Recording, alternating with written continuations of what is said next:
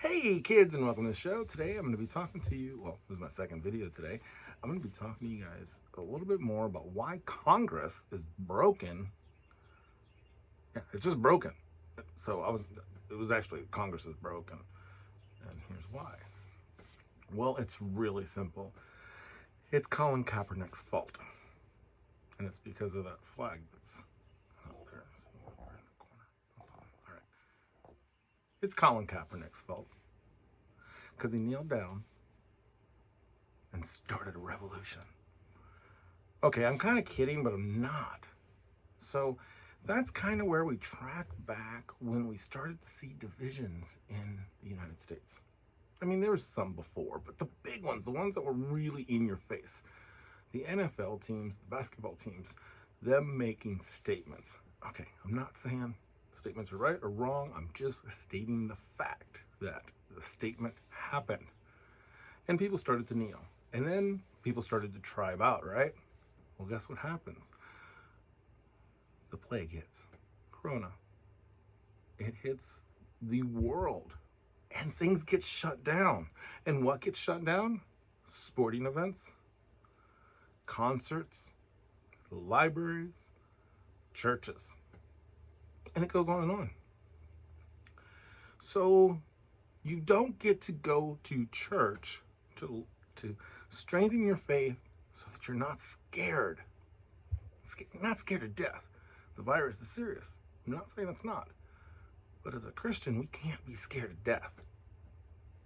So they prevented us from going into our communities. They prevented us from going to sporting events where you could have a good disagreement with someone. You can say, I mean, you can make fun of people. Like, I am a New Orleans Saints fan. My mom's eggs were New Orleans Saints fans. I will always be a New Orleans Saints fan. And I will always hate the Atlanta Falcons. I don't hate people from Atlanta. I don't hate people from Georgia. But the Falcons, I am always going to rib on them. I am a member of the United States Army. Once a soldier, always a soldier. And I will rib on whoever. Ribbing, tickling their funny bones. That's where it comes from, I think. The point is, we can disagree about sports. We can disagree. Not going to make fun of a Marine. He'll make fun of me. But at the end of the day, we need to love each other. And yeah, some of my best friends are in Georgia. And I'm from Louisiana.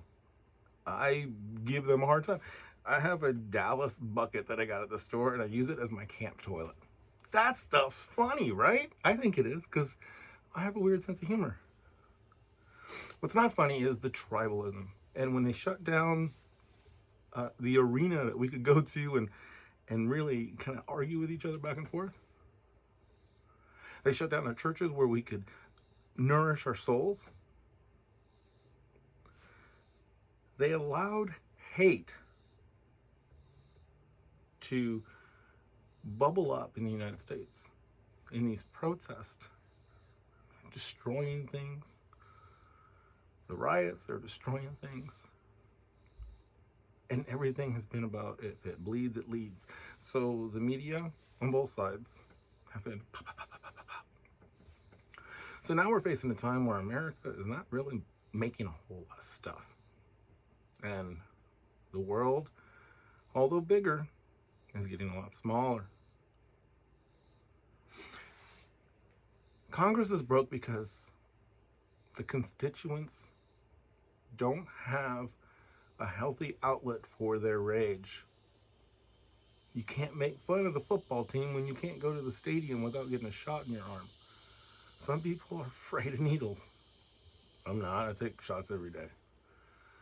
I like to joke that when I joined the Army, I was 97, so they were still using the guns.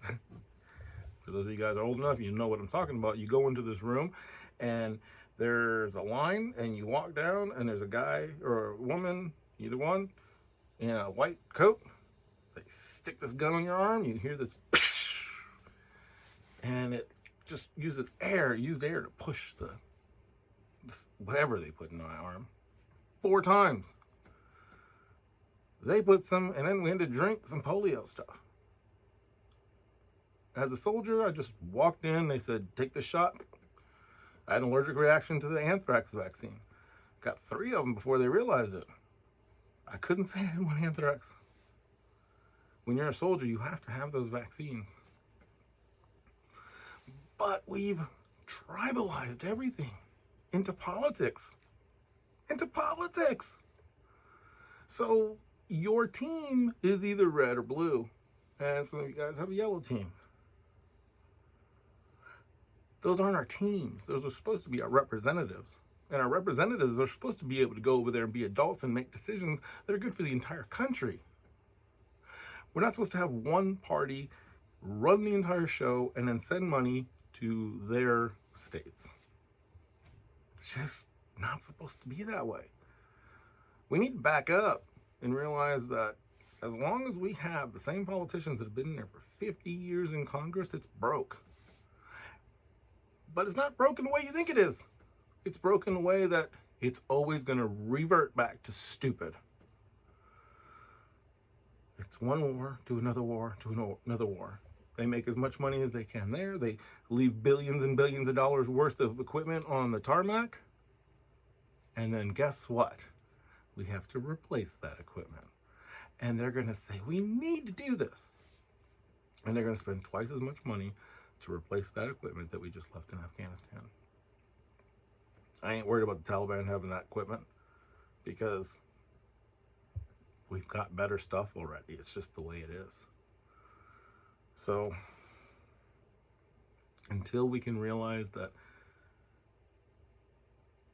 we need to interact in a way that's community-based, not politics-based, because you have these people in Washington, D.C.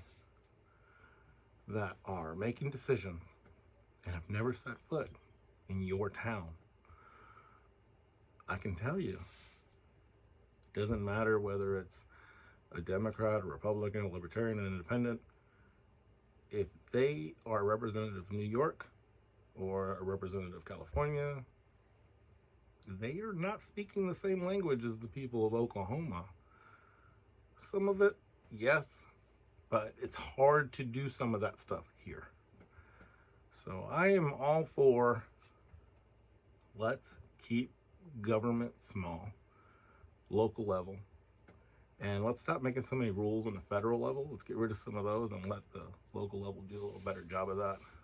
And instead of going in there and just hitting R, D, L, P, NOP, whatever you're going to do when you go into the voting box, take a few minutes. Learn about who you're voting for. And make the best decision you can. So until next time, work hard, be kind, and have fun.